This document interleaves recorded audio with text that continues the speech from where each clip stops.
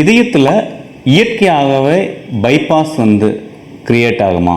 எந்த ஒரு அறுவை சிகிச்சைகளும் இல்லாமல் இதயத்தில் பைபாஸ் கிரியேட் பண்ண முடியும் அப்படிங்கிறத பற்றியான ஒரு தெளிவான ஒரு விளக்கம் உங்களோட நான் டிஸ்கஸ் பண்ண போகிறேன். இது நிறைய பேர்த்தினுடைய கொஸ்டின் இதுதான். ஸோ ஒருத்தருக்கு மாரடைப்பு வந்துடுது, மாரடைப்பு வந்த உடனே அறுவை சிகிச்சைகளை நோக்கி தான் எல்லாரும் ஓடிட்டு இருக்காங்க. ஸோ எதர் அறுவை சிகிச்சைகள் செஞ்சுக்கிறாங்க, இல்லைன்னா இமீடியட்டாக போய் ஒரு ஆஞ்சியோகிராம் பண்ணிவிட்டு ஸ்டென்ட் அந்த மாதிரி ஏதாவது வச்சுக்கிறாங்க.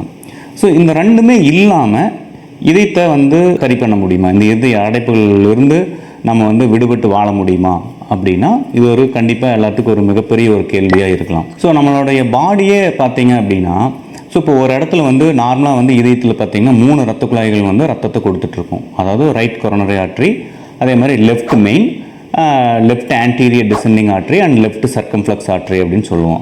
3 ரத்த குழாய்கள் மூலிமா என்டையர் இதயம் ரத்த ஓட்டத்தை கொடுத்துட்ருக்கும். ஸோ இந்த மெயின்லேருந்து நிறைய கிளை நரம்புகள் அதே ரத்த குழாய்கள், இப்போ வலது பக்கம் எடுத்துட்டிங்க அப்படின்னா வலது பக்க ரத்த குழாய்களினுடைய ஒரு மெயின், அதுலேருந்து நிறைய சின்ன சின்ன கிளை நரம்புகள் இருக்கும். அதே மாதிரி இடது பக்கம் அதே மாதிரி தான், இடது பக்கம் மெயின் வரும், அது 2ஆக பிரியும், அதுலேருந்து நிறைய கிளை தமனிகள் பிரான்ச்சஸ், அந்த ரத்த குழாய்களோட பிரான்ச்சஸ் இதையும் ஃபுல்லாக ரத்த ஓட்டத்தை கொடுத்துட்ருக்கும்.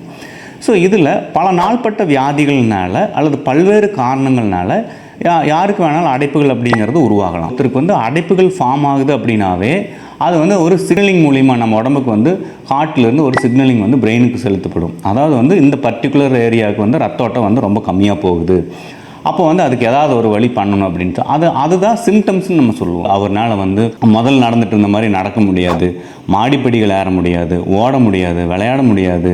ஸோ மூச்சு திணறல் வரலாம், நெஞ்சு வலி வரலாம், அடிக்கடி வேர்த்துக்கலாம், தலை சுற்றல் வரலாம், சம்டைம்ஸ் ரொம்ப இதாக இருக்கிறாங்கிறப்போ மயக்கம் கூட விழுந்துடலாம். அந்த பெயினே பார்த்திங்கன்னா சம்டைம்ஸ் ப்ரிக்கிங் பெயின், அது மாதிரி ஒரு ஸ்டாபிங் பெயின், இந்த மாதிரி பல்வேறு சிம்டங்களை அவங்களுக்கு கொடுக்கும்.